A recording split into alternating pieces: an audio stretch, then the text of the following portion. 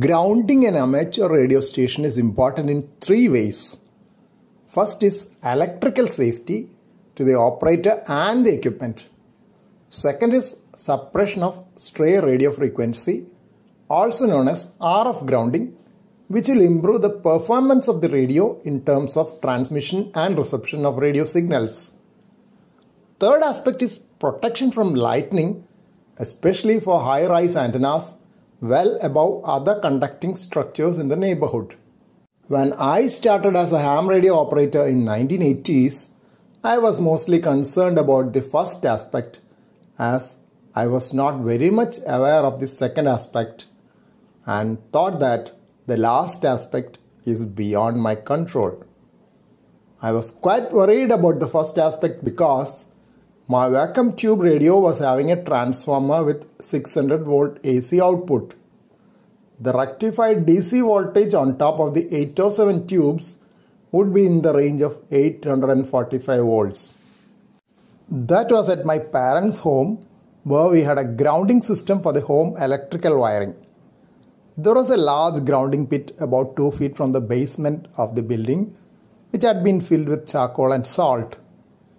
A long galvanized iron pipe was driven into the pit and then connected with thick copper wire to the mains grounding plate. As this was just outside my shack, what I did was to connect the chassis of the vacuum tube radio to this ground system. I would periodically check the chassis with a line tester to ensure that it is not live. As the dipole antenna was connected using a PL259 connector to an SO239 connector mounted on the iron chassis of the radio, it would automatically get connected to the ground connection as well. The lightning protection which we used to practice in those days was just to remove the PL259 connector from the SO239 to prevent damage to the radio. Of course, that would not prevent lightning from coming inside the shack. Some of my friends used to install another earth connection with another SO239 connector, to which the PL259 of the antenna coax would be connected at the onset of a lightning storm to act somewhat like a lightning arrestor. One friend who had seen sparking between the inner and outer conductors of the PL259, which was hanging in the shack during a lightning storm, quickly threw it out of the window to reduce the chance of lightning coming into the shack. But that could have been risky as well if a major lightning strike occurred exactly at that moment. This same risk is also there when you remove the connector at the onset of a lightning storm. In my current setup with no high voltage application, as I am using commercial solid state VHF and UHF radios only, I am more concerned about RF grounding and lightning protection. Electrical safety is also important as I am using a linear power supply. I test the metal body of the power supply homebrewed and supplied by another ham using a line tester to make sure that it is not live. When I installed a CP22E VHF antenna, I used a copper clad iron earth rod, which is available in local electrical stores, to ground it. It was driven down between the pavement tiles in my garden and connected with a clamp to a 10 square millimeter insulated copper wire. As it is between my garden pots, it will get automatically moist always when I water the plants, ensuring a good ground conductivity. The other end goes up and was connected to the upper end of the galvanized iron mast on which the CP22E antenna was mounted. I had drilled a hole in the mast and used a clamp to connect the ground wire. Grounding for the linear power supply comes from the 3-pin socket of the main supply, which is connected to the grounding system of the home wiring. I do disconnect the PL259 connector from the SO239 on the chassis of the radio each time I finish my session of operations. This ensures that I do not have to go and disconnect it at the onset of a thunderstorm, which I consider risky. I am slightly worried that frequent disconnection and reconnection could eventually damage the connectors.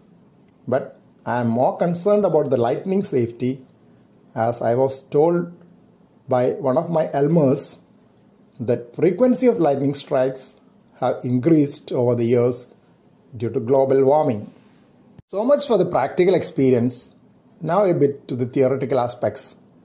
While a wire or dipole antenna needs grounding with a grounding rod of at least 8 feet driven into a conducting ground, a vertical antenna needs a metal sheet or radial wires buried in the ground. Grounding for the mobile antenna is connection to the metal chassis of the vehicle. Long back, when I had a mobile VHF antenna installed in my first car, I had taken it to the workshop and drilled a hole in the metallic bonnet to get the base of the antenna connected. I needed their help to take the coax inside the car and also to fix the bracket for mounting the radio inside the car. I do not have a mobile antenna in my car now because I do not want to drill a hole in it. Grounding a mobile antenna in a car with fiberglass body could be challenging as well. Installing lightning arrestors and surge protectors are also important aspects for protection in case of lightning. But these do not give absolute protection, as the extent of voltages and currents of a major lightning strike could be way beyond any protection given by these devices.